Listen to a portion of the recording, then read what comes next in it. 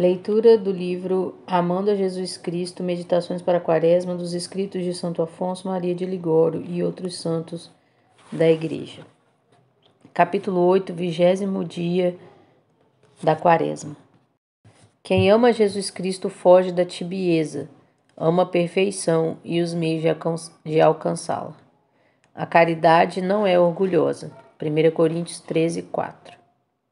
O perigo da tibieza espiritual. A caridade não é orgulhosa. São Gregório, explicando esse trecho, diz que a caridade que se entrega cada vez mais ao amor de Deus ignora tudo o que não é justo e santo. O apóstolo já havia escrito no mesmo sentido,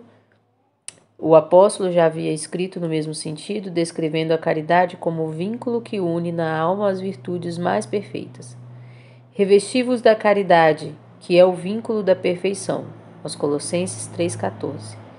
Enquanto a caridade se deleita com a perfeição, consequentemente abomina aquela indiferença com que algumas pessoas servem a Deus, com grande risco de perder a caridade, a graça divina, sua própria alma e tudo mais.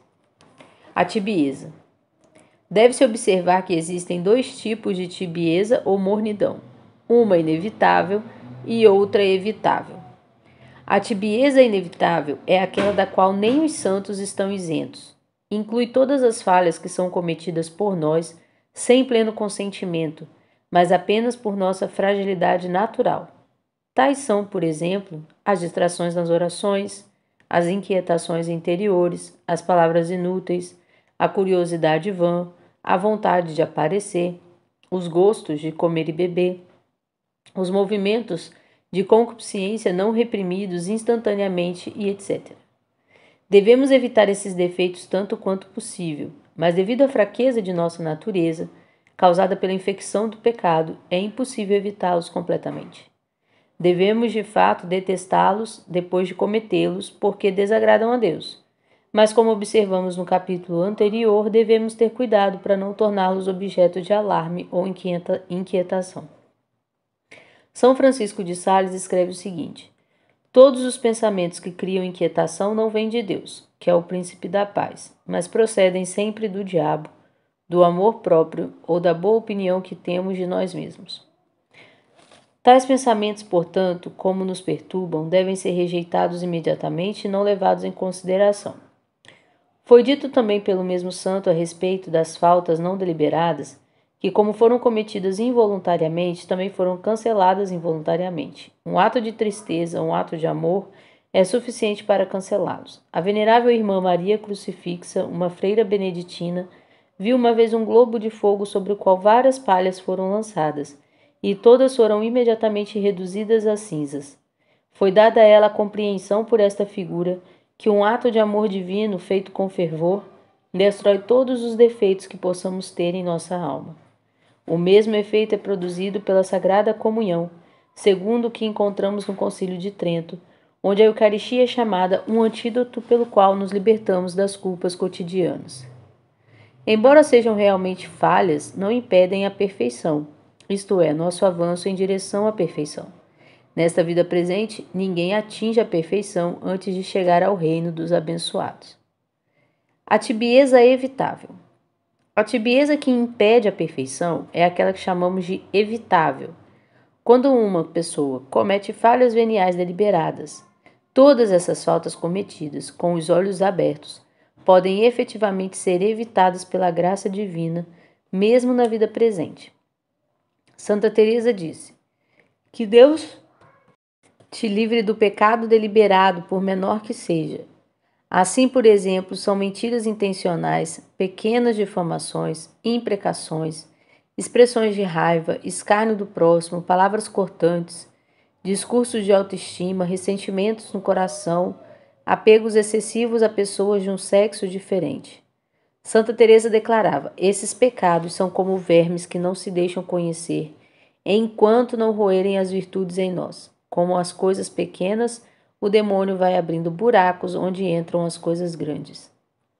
Devemos estremecer com tais faltas deliberadas, pois fazem com que Deus feche a mão para as luzes de Deus no nosso coração, para o seu socorro, e nos privam de doçuras espirituais. e o resultado é fazer a alma realizar todos os exercícios espirituais com grande cansaço e dor. E assim, com o passar do tempo, começa a deixar a oração, a comunhão, as visitas ao Santíssimo Sacramento e as novenas. Em suma, provavelmente deixará tudo de lado, como não já aconteceu com muitas almas infelizes. Este é o significado da ameaça que Nosso Senhor faz aos mornos. Não és nem frio nem quente, oxalá fosses frio ou quente. Porque és morno, nem frio nem quente, estou para te vomitar da minha boca. Apocalipse 3:15. Ouça bem, ele diz, oxalá fosses frio. Como? É melhor ser frio, isto é, privado da graça, do que ser morno? Sim, em certo sentido, é melhor ser frio, pois uma pessoa fria pode mais facilmente mudar de vida, sendo tocado pelas censuras da consciência. A pessoa tíbia, por outro lado, contrai o hábito de adormecer nas suas faltas, sem pensar ou se dar ao trabalho de corrigir-se. Assim, torna-se sua cura um desespero. São Gregório diz: tibieza, que esfriou o fervor, é um estado de desesperança. O padre Luís da Ponte disse que cometeu muitas faltas ao longo da vida, mas que nunca fez as pazes com suas faltas. Alguns aqui apertam as mãos com suas faltas, causando sua ruína, especialmente quando a falta é acompanhada por algum apego apaixonado de autoestima, de ambição, de gostar de ser visto, acumular dinheiro, ressentimento contra um vizinho ou de afeição excessiva por uma pessoa de sexo diferente.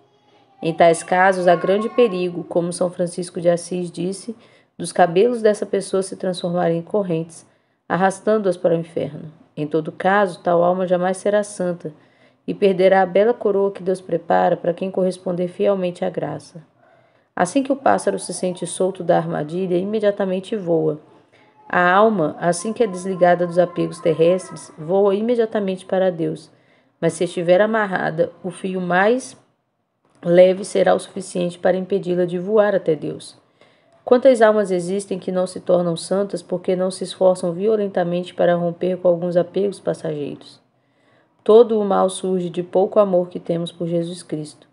Aqueles que estão inchados de autoestima, aqueles que frequentemente se irritam com coisas que vão contra os seus desejos, os que praticam grande tolerância para consigo por receio de perder sua saúde, os que mantêm o coração aberto aos objetos externos e a mente sempre distraída com vontade de ouvir e saber tantas coisas que nada têm a ver com o serviço de Deus, mas apenas servem para satisfazer a curiosidade particular, os que estão prontos para ressentir-se de cada pequena desatenção dos outros e, consequentemente, estão frequentemente perturbados e tornam-se negligentes na oração e no recolhimento.